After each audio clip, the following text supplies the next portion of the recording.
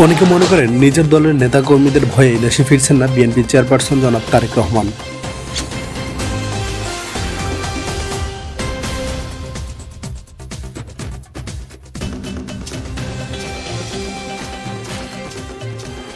বর্তমান বিএনপির নেতাকর্মীদের লাগামহীন বক্তব্য যেন এই কথাটি প্রতিফলিত করে আসছে বারবার।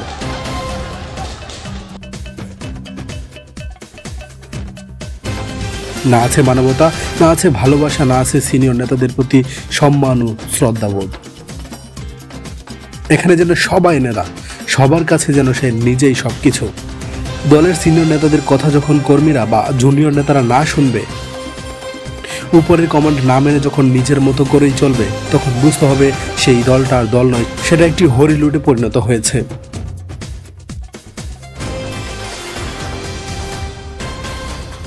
যার পরিণত হতে পারে সিনিয়র নেতারাই মার খাবে নিজ দলীয় কর্মীদের হাতে। যার প্রমাণ হলো এই যে গতকাল ঢাকার রাউজান এলাকায় ঘটে যাওয়া টি-20 ম্যাচের একটি ছোট্ট ভিডিও। উপরের কমান্ড মেনে নিলে, স্বার্থ ছাড়া জনগণের সেবার উদ্দেশ্যে রাজনীতি করলে কখনো এমনটা ঘটার কথা নয়। সবকিছুর পরেও বলতে চাই, সন্তান যতই কুসন্তানে পরিণত হোক, নিজের ভাইদের সাথে যতই খারাপ আচরণ করুক, কিন্তু তারপরেও সুস্থ মস্তিষ্ক থাকলে কখনো নিজের বাপকে আঘাত করতে পারে না। সুতরাং আমি বলতে চাচ্ছি, তারেক রহমান তার দলের লোকের ভয়ে দেশে আসছে না, এই কথাটা সম্পূর্ণ ভিত্তিহীন। কিন্তু তারপরেও কেন এমন একটি ন্যারেটিভ তৈরি হলো যে নিজ দলীয় নেতাকর্মীদের ভয়ে দেশে ফিরছেন না তারেক রহমান? চলুন দেখা যাক।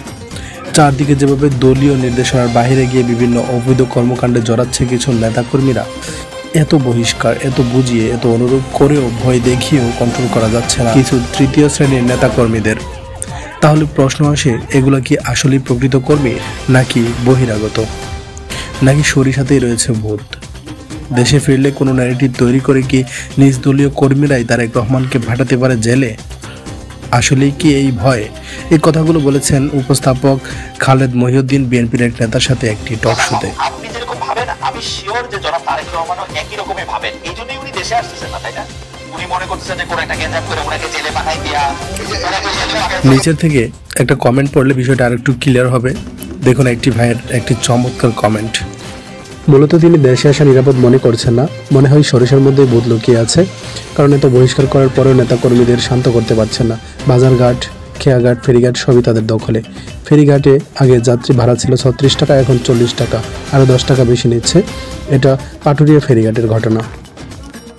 এতক্ষণ শুনছিলেন তারেক রহমানের নিজ দলীয় অনিরাপত্তার কারণগুলো, এখন শুনবেন আসলেই প্রকৃত কারণ। জুলাই আন্দোলনের গণ অভ্যুত্থানের মুখে স্বৈরাচার শেখ হাসিনা সরকার পালিয়ে গেলেও তার শক্ত মজবুত খুঁটিগুলো রয়ে গেছে এখনো। সংস্কার তো দূরের কথা, দেশের গুরুত্বপূর্ণ পদগুলো থেকে এখনো আওয়ামী দূষরদের সরাতে পারেনি ইউনূস গভর্নমেন্ট। যে কোনো সময় দেশ ও জনগণের বিপরীতে তারা হয়ে উঠতে পারে বিপজ্জনক। যে কোনো সময় ঘুরে দাঁড়াতে পারে পরিস্থিতি। কারণ গুপ্তচর থেকে শুরু করে ভারতীয় গোয়েন্দা এবং দেশীয় দেশদ্রোহী ভারতের এজেন্টরা এখনও পুরোপুরি সক্রিয় রয়েছে বাংলাদেশের মাটিতে। এমন একটা পরিস্থিতিতে রাজনৈতিক আশ্রয়ে বাইরে থাকা দেশের বিরোধী দলীয় নেতাকর্মীদের পুনর্বাসন খুবই বিপজ্জনক। তারপরেও জনাব তারেক রহমান বরিশালের একটি সমাবেশের লাইভ কনফারেন্সে বলে দিয়েছেন, খুব দ্রুতই ফিরবেন বাংলাদেশে, ধরবেন রাজনৈতিক দল বিএনপির হাল।